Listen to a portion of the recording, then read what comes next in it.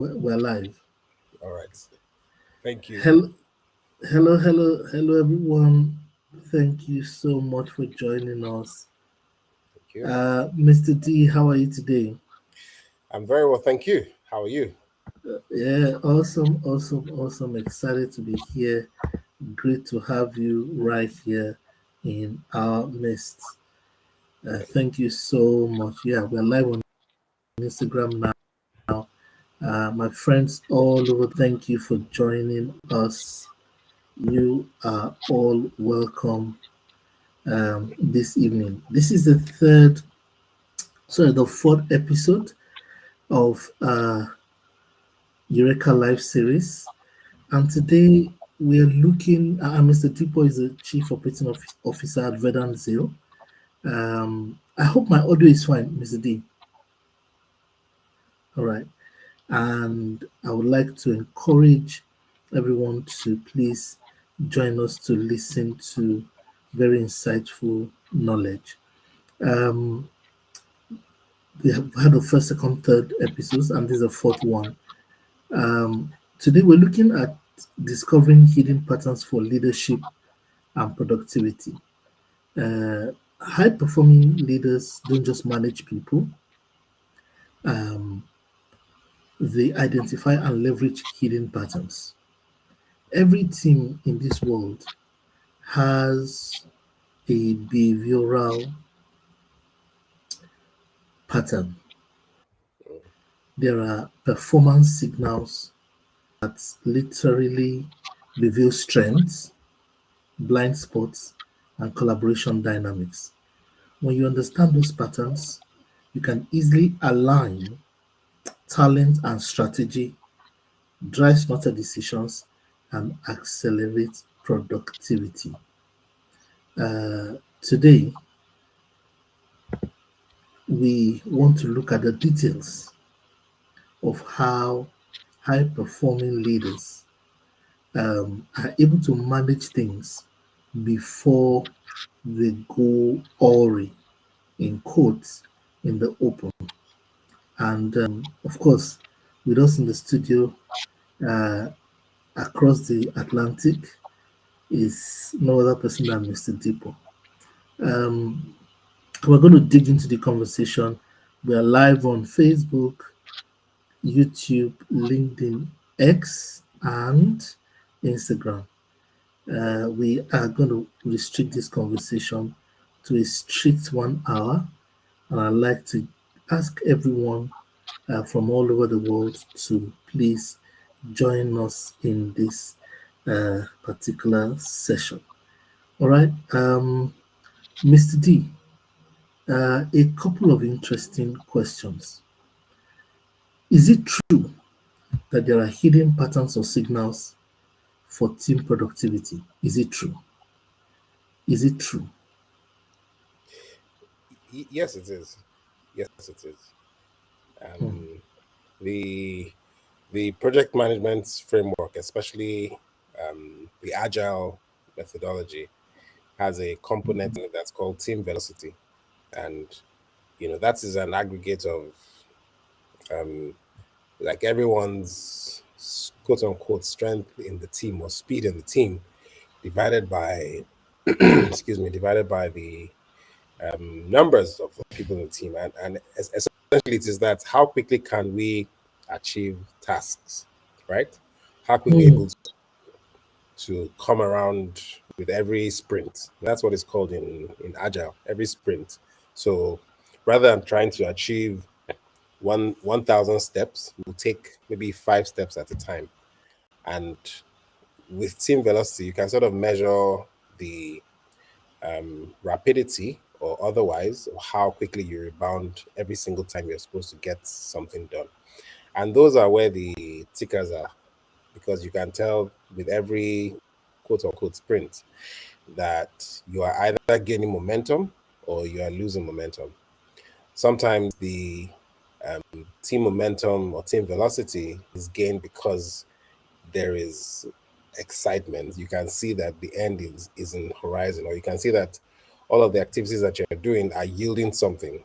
Sometimes you lose momentum because it almost feels like everything that you're doing is not amounting to anything. And so mm, the perception is what sort of drives that velocity, because mm, you can tell when a team is beginning to lose team, you know, and mm, sometimes we can't solve it. It just feels like we're working towards a goal mm, and we're getting there, and people just to lose steam. So sometimes it can even be embedded in the fact that the work is not challenging enough. There are teams that are very high on on on achievement. That's not the word I want to use. They're high on delivery. Yes, I think that's a better mm, term. And when the challenge is not big enough, they might start to find those patterns. They're always there. They're always there. Sometimes it might be how quickly um, a team is able to rebound from the success of a previous project, right? Um, Sometimes it's how they're able to handle simultaneous projects at the same time. Sometimes it's how they respond to the addition of a new member, because you can also have that either dilution or concentration of velocity because somebody new has been added or somebody has been taken away. All of these things affect team dynamics, and an observant leader will be able to tell when things are not um, going the way they're supposed to go. And depending on the circumstance, you then know what to do. mm. Depending on the circumstance, you then know what to do. But some Yeah. people will argue that this is not real. What do you think, sir? Some people argue that this is not real, that this is just hocus pocus. Do you agree that it's hocus pocus? So to clarify your that position, is it that teams perform on an average line? No, that there's no hidden thing anywhere, that the patterns are not hidden, that it is just physical on the table performance, that what you see is what you get, that there's no hidden subliminal pattern. Some people will argue, by the way, I'm of the persuasion that they are there, but there are Mm. many other managers who are saying that it's not codified. Because it's not codified, it's not measurable. Because it's not measurable, you can't use it. How true is that? Well, except it's a production line and you're dealing with machines. I mean, human. As long as you have human beings in the mix, there will be patterns. I mean, communication theory tells us that what we say verbally is only 30% of our of content. The rest of it is body language. And so even in teams too, you will, even if they're not speaking, you can tell from the body language that something is going wrong. Um, in human resource, you might see it in the rate of attrition. So how people are leaving the organization. In a nation, you might see it in how people are relocating. It is, you will see the patterns. They're usually there, except the manager except the manager has a mindset that is impervious to patterns, and they can replace talents or team members as the case may be without being phased. Then yes, that's another perspective to it. But teams always have behavioral patterns. They always do, because the work is consistent. No, it's not consistent. The work is continuous, and as things evolve, they form patterns. Again, this is like a digression, but I'll mention it. I was watching something recently about a photographer in New York that over a 10-year period was coming to a particular street. I think you know how streets in New York are 42nd by Broadway, something like that. And over a 10-year period, he was taking pictures, maybe let's say hypothetically at 9 a.m. every day. And an interesting thing emerged, like he showed people's pictures over a 10-year period, you know, walking down the same streets, holding just cups of coffee, maybe different types, taking the bus. So if you study well, you would see patterns. There are patterns. There are always patterns. I'm of the persuasion that those patterns are there. It depends on what the manager chooses to do about them. Okay. So what are those hidden patterns? Let's dive in quickly. What are those hidden patterns? And before we go to how to identify them. Okay. So let me draw a bit from my own personal story. I mean, today we were at a university. We went to university somewhere in southwestern Nigeria to have a conversation with the students. It's called the Innovation Series, and it was a typical classroom auditorium with a theater style, the stage in front, and as I got into, I mean, every time I'm in a new environment, my senses are they are primed because I had a speaking role, so I needed to be sure where I was going to sit down, if there was a stage, if I was going to. Do you understand? So as I got into the theater, of course there was a stage. I was in front row, but at some point I had to climb the stage to give speech, and of course my my my whole being was was already getting not agitated now, but I was mentally to figure out, okay, between the time they call me and when I get on stage, how long is it? We have to look very steep. The stage was rugged. Rugged surfaces have a way of slowing me down when I walk. So my whole mind was already trying to figure out everything. And as the morning was, I was one of the first speakers. When it was now time to come on stage, I had to almost like rehearsed my whole process of getting that thing done. Thankfully, the DJ was very kind. He was playing some really nice music as I was coming on stage. I need of time to get there. But eventually, I was able to scale that. Now, why did I use that example? I'm saying that because teams typically act based on new there's what the team understands as their regular practice. The workplace environment is such that new new inputs are always added consistently, and those things sort of shape how the team continues to respond. So every time something new is introduced, the team has a range of options. Sometimes Mhm, it is enthusiasm. Oh, we got something new. Sometimes it is a bit of suspicion. If imagine if someone was trying to close. I mean, they work in a physical office and they're about to close, and let's say about if they close at 5 p.m. at 4:30 p.m. you bring a new brief. You're not likely to get a very good response. mhm, mhm, Because you are what you're doing is that you're throwing some spanner in the works. But if the team knows that even when briefs like this come, managers put mhm, certain things in place that keep us inspired, then mhm, you know that they know that they are going to be well taken care of. On the other hand, the manager also has a responsibility here because you have a choice to say, okay, do we have to deal with this thing today or can we start afresh tomorrow? Right? Because if you know that your team is like the 300 soldiers of the Spartans, right? Who, I mean, they could just finish one war and start fighting another war. Then you know that you can introduce new challenges into their work stream consistently and they deliver. But if you know that your team is such that they're very, again, conscious of certain things, you in your wisdom should know how you introduce those new variables so that you can get the best out of them. Because I believe that the purpose of a team is to lean on mhm. each other's strengths, Yeah. inclusive of the leader. The leader has to bring his own strength to bear.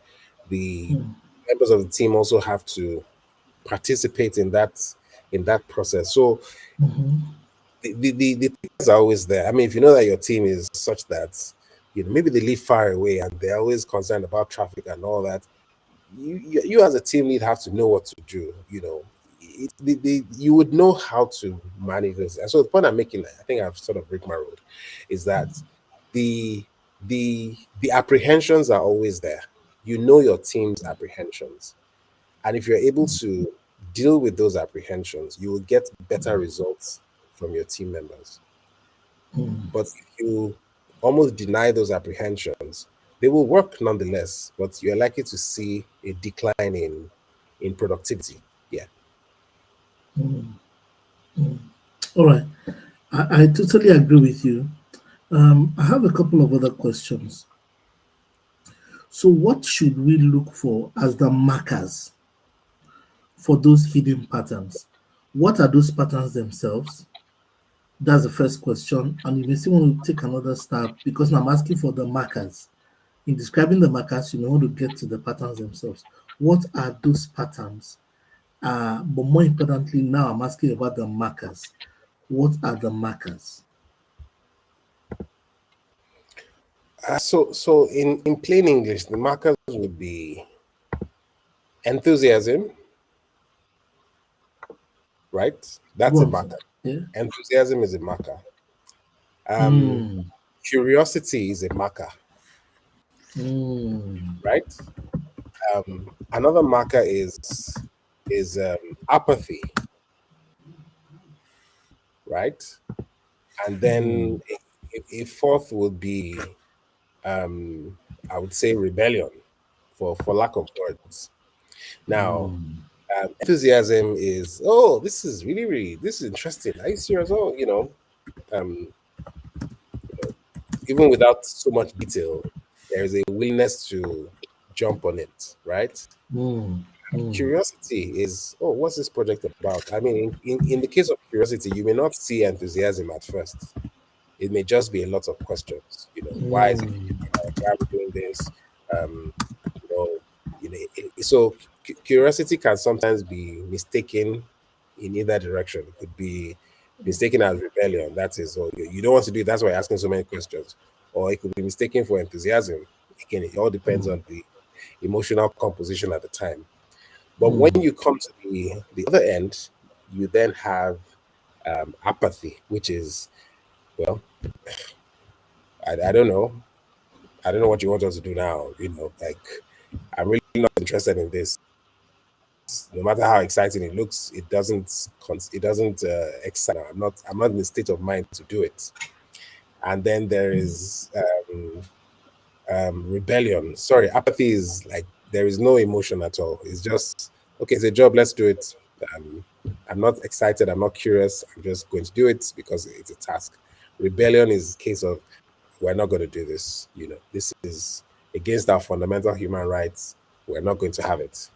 So rebellion and enthusiasm are about two ends of the pole. You know, Enthusiasm is very willing to do it. Rebellion is, I'm not going to do this. Curiosity and apathy are, sort of in the middle there. Hmm. So those guys, and by the time you notice those patterns, you would sort of know how to either move your team from one pivot to another. So for example, if they're apathetic, you want to try and move them to curiosity and not to rebellion. Because getting them to at least even show some sense of, oh, what's this about, will help you maybe at some point move them to enthusiasm. But if you don't well, you're moving them straight to rebellion, which is, we're not going to do this. That can take a lot more willpower and force to try and get people. That's the proverbial, you can force a horse to the water, but you cannot force it to drink. Hmm. Hmm. So you're saying that because the leader is the owner of delivery and productivity, irrespective of what happens, you must still deliver as the leader. Because of that, it will be your assignment as a leader to, ensure that you drive people from apathy to success, in quotes. And that person as the driver must know the map. You must understand the road. Otherwise, everybody cannot arrive there. That's a deep one. So everything rises and falls on leadership. So my question is, how do you measure apathy, enthusiasm, curiosity? Especially that looks fairly simple, especially when you now consider like malicious obedience, because human being can fake it too. People can pretend like they are laughing when they are not. People can Malicious actually literally, obedience. That's apathy. That is you said we should do it, and so we are going to do it. So and then they do it, and then they do it, and they don't give you any inkling that they are rebellious. mm, If they did, it would be easier, but they don't give you any inkling that they are rebellious. mm, So what do you do? How do you identify genuine, what do you call it now? Genuine enthusiasm and forced enthusiasm because they don't want to incur the wrath of the emperor in quotes. So that because people can actually be in their own world and anything you do, they don't care. mm. That's a very tough question. Honestly, it's as you're speaking, I'm trying to figure out, you know, if this has happened in the last 1 week, and probably just draw out an example. So there, and today, because we're speaking about teams, right? This is where that concept of velocity comes back in. Now, there are teams that function more efficiently if certain people are part of that team. People have comfort if they know that this person is going to be on this project. Now, not necessarily because that person is the leader of the project, but because that individual may have the ability to sometimes break tasks into soluble forms so that everybody understands what they're doing. Because really, that's what creates a lot of confusion on projects when it's like everyone is just thrown into the deep end and we're all supposed to be working on the same thing. And there's no clarity of roles, right? Certain people on certain projects have the ability to say, you know what, we want to do 100 things, but this person A, you do five, person B, you do 25, person C, we don't need you now. We need you in 10 hours time. So you can go home. You don't do you understand? Mhm. The person needs to be able to scope the project so that everyone who is performing a task understands where they come in and they can give their best. Because, for example, there are roles that have dependencies. If someone hasn't done what they're supposed to do, the other person cannot start the task. And so if you sort of keep everyone on the same tight string where you expect everyone to be waiting simply because it's a project, and you know that this other person really can take the next 24 hours doing something else until they are needed, you will create those types of complexities, and they are not necessary. So those are the things that help teams to build velocity. When there are people within the team that can understand, scope, understand distribution of duty, understand that sometimes it might just require livening up the process.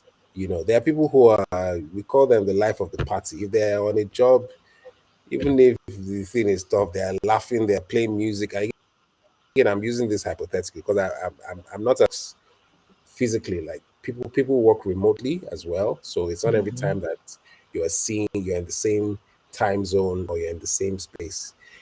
But there are teams need to and leaders need to ensure that their teams are composed of people who also have the skill to socialize the work so that it's not all so hard on timelines and all that. Because yeah, I mean those things are going to be given, but you need to have those types of capacities, where someone can say, I don't need you.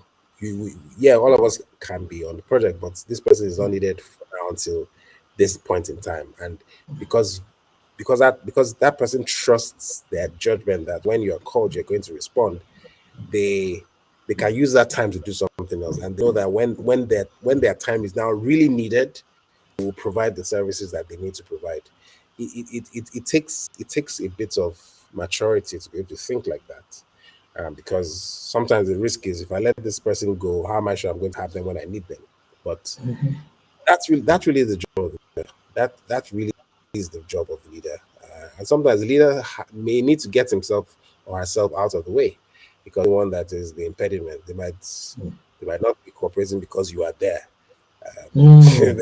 There are certain WhatsApp groups where the leader should not be, so that people can throw their banter and whatever, but they will get the job done. But they also need the they need the confidence, or what's that word? They need the safety. They need the presence of mind and the safety to, Yeah, they need the safety to be mm, themselves, to bounce off ideas, and even if they're not working, someone is not there to shoot the idea down while it's still in development. You know, so sometimes even leaders themselves might have to, take themselves out of certain processes that allow people to um, build momentum, so that when they are really needed, they can perform the things that they're supposed to do. Yeah. okay. Um, in my experience, I am always looking out for any subtle change. Mm. What you call enthusiasm, I'm agreeing with you. I would rather look at people and say, what are you doing? When I say what are you doing, what did you do yesterday? What did you do the day before yesterday? What is this new change?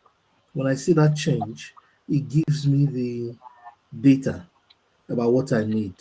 It means something has changed.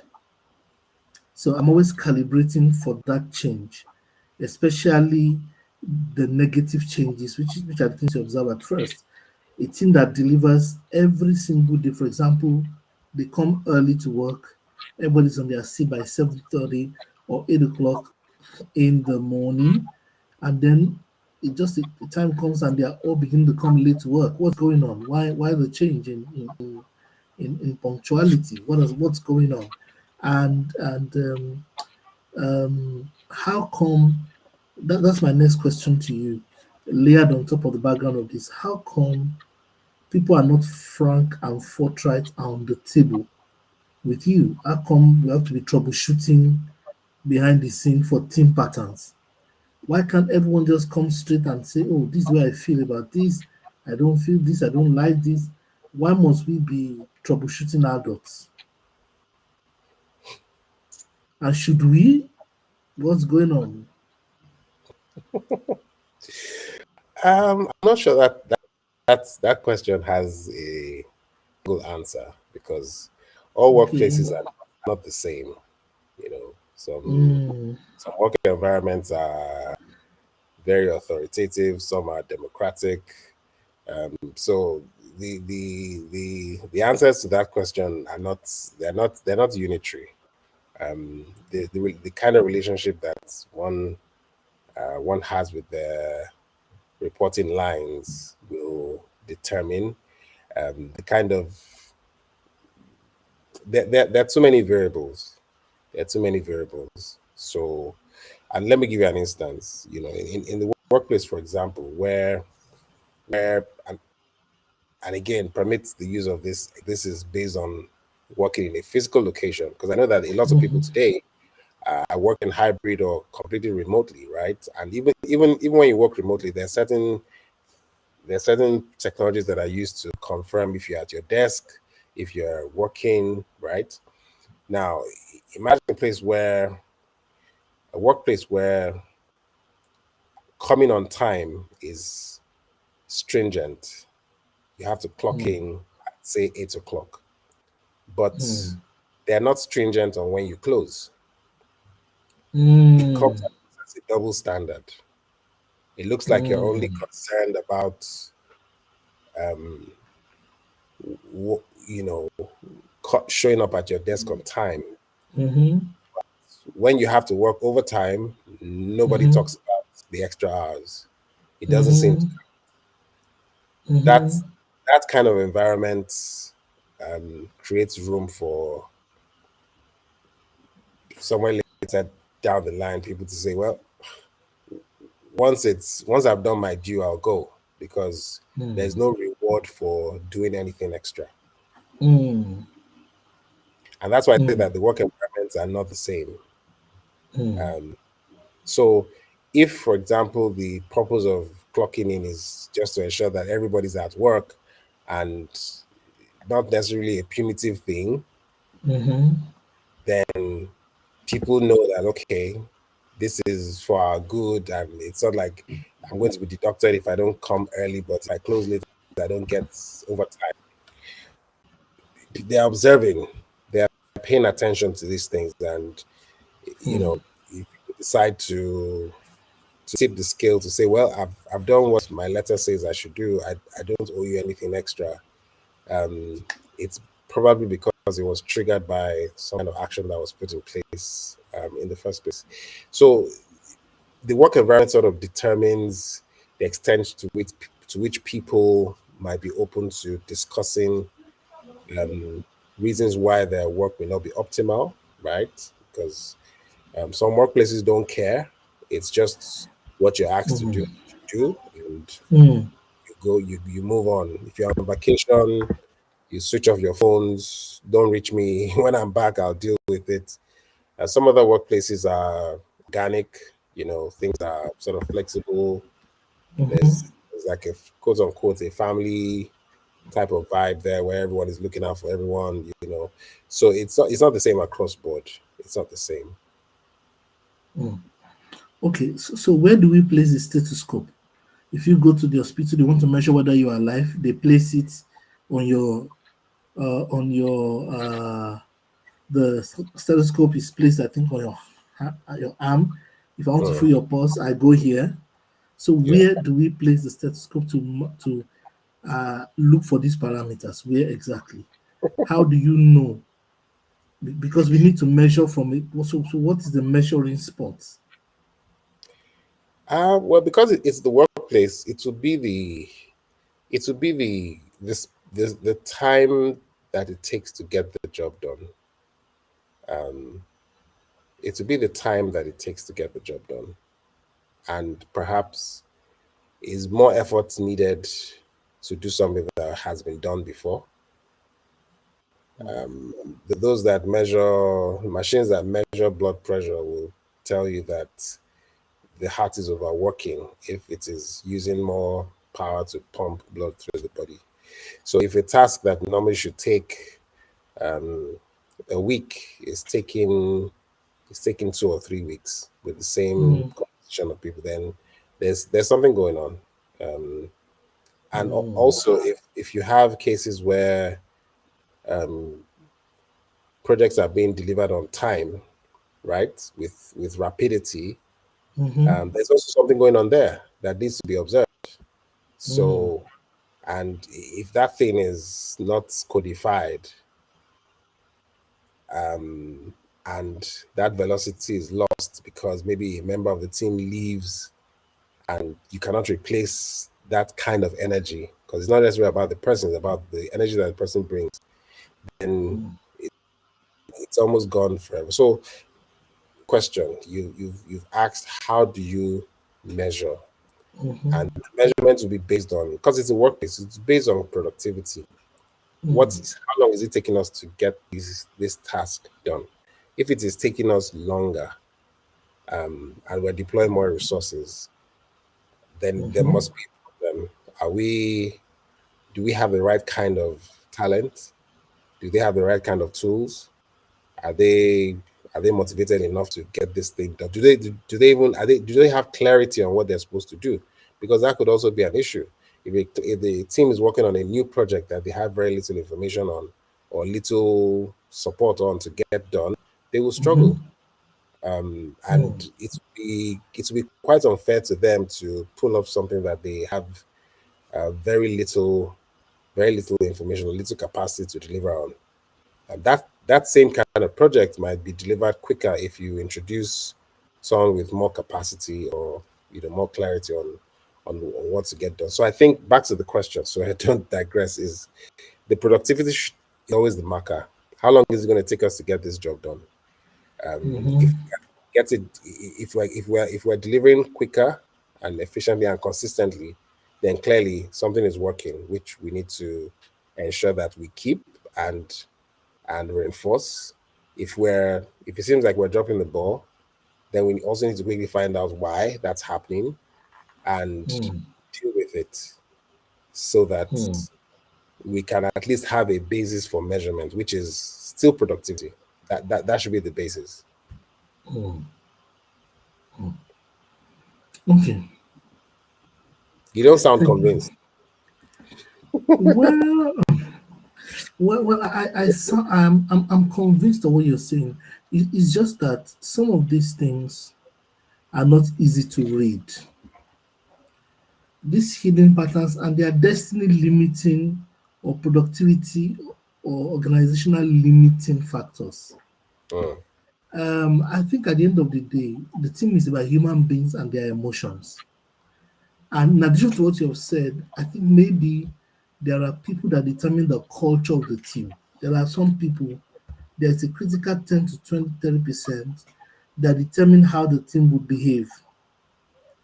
I think those ones are the guys we should pay attention to. I think they have a lot to tell us and a lot to do with making sure that we succeed together, we feel together. And those guys may not be the leader, they may not be the overall leaders, but they serve like yep. nerve centers. We should watch out for those guys because they have a way of soaking the environment and literally living the reality of what the other team members feel through their own behavior. Yeah. So that's Yeah. that's one point. We have a short time. We have less than 7 minutes. If there's any question from anywhere, if none, I would like to ask just two more questions. Question before the last one: Okay. is there a chance that we are wrong As who? As leaders? as team leaders? Yes, that we get the region wrong. Is there a chance like that? Hmm.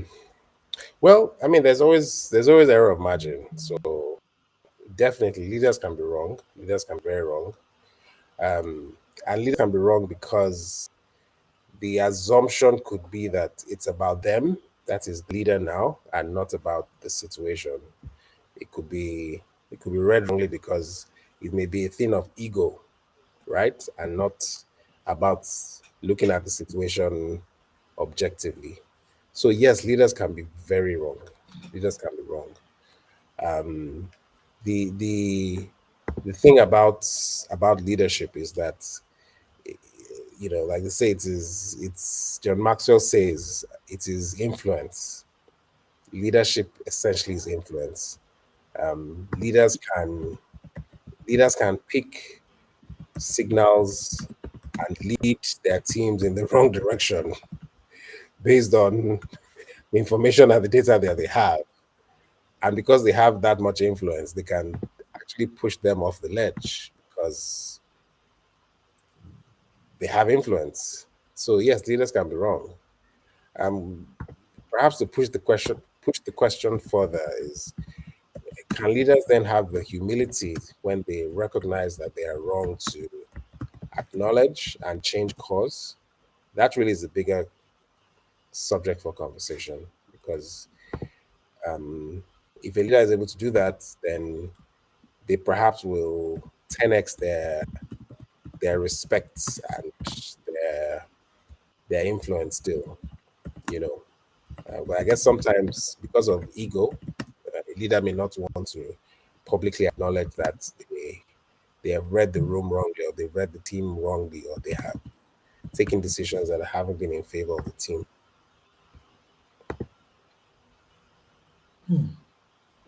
Leaders can be wrong, and the willingness to accept this and change course is key to the conversation. Here's my last question. Why, again, should leaders pay attention to hidden patterns? Why not just the empirical physical charts? Why the hidden subconscious patterns? Why? Ah, Why is this important for leadership? well, because the leader's job is really about vision, and Um, Vision is always about seeing what's what is invisible, right? A leader has to be able to see the end of something and sort of walk backwards to then carry the team along. So this is why it is it is inevitable that, and it's non-negotiable that leaders have to be able to read their teams consistently. It's not just important, it is the life of the organization. It's the life of the organization. And I'll try and spell it out a little in a bit more detail, right? Now, there could be, as it is today, the Gen Z, the Gen Z's, you know, workforce is has been stereotyped. They're very light on stress. They want everything, preferably to work remotely, and all that. I mean, again, it may be true or may not be completely true. But if you understand that just because somebody doesn't want to be in the office doesn't mean that they are not productive. You have scored, you have understood a major um, gold mine. Do you understand? If you you if you're able to drill into the real gold that every team holds, you will then, as a leader, know how to get the best out of them. Then I think I'll go back to the initial statement I made about the workplace. The marker for the workplace is productivity. What have we set ourselves to doing in this workplace? We want to be able to achieve XYZ, to provide X kind of service or product to our customers time and again, meeting and exceeding the expectations, right? That's it. A business that's able to, an organization that's able to do that and stay in business consistently is considered to be a going concern. It's profitable. If it's not able to do that, it will tank no matter how lofty the ideas are. And we have seen a lot of businesses that started well, but they failed because they were just not able to deliver consistently. In some of those cases, it was that the were not profitable financially. In some of those cases, it was that the culture of the place was was just not accommodating innovation. Everything was always driven by the chief executive's idea or the founder's idea. If it was not my way, people just say, "Look, you can be paying me so well, but I'm not interested in in this whole arrangement." So the leader has to know how to unlock the talent of the team, because the team is the one that's going to deliver, and then have to deliver this consistently. So if we can raise the percentile from 30 to 70% of people who get it in a team, do you know how much productivity that is going to deliver, rather than people in teams that know how to scope the work? Imagine having every team with people like that. Imagine everyone in the organization being able to think, being able to deliver at that level. The team velocity is going to increase exponentially. So the leaders have that role. I mean, there might be times when leader might look at a talent and say, with the way I look at you, I think you are better off in this part of the business than here.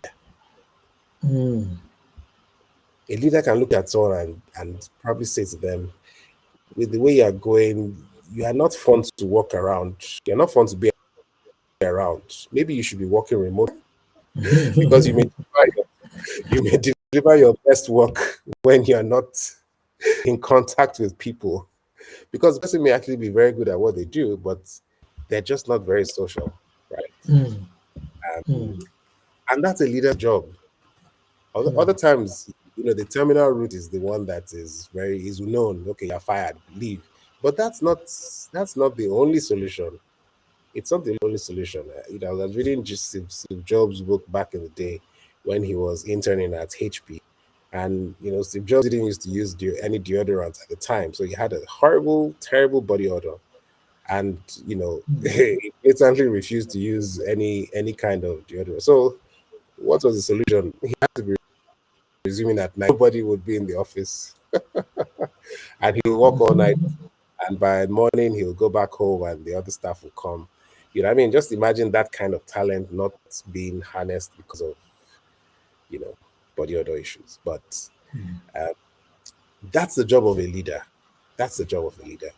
You have to look at the team, you have to look at the dynamics, you have to find out how to get the best out of everybody because the marker is productive. I hope I have attempted to answer the question. No, no, no, no. You are totally spot on. Thank you. Tosin Toye says productivity, and that's why we should actually do that because ultimately the team leader is responsible for productivity. I would like to add that there are two kinds of organizations in any organization. There's a formal organization and the informal organization. There's formal productivity and informal productivity. It is informal productivity that drives formal productivity. That if formal productivity is failing, look for what's happening informally.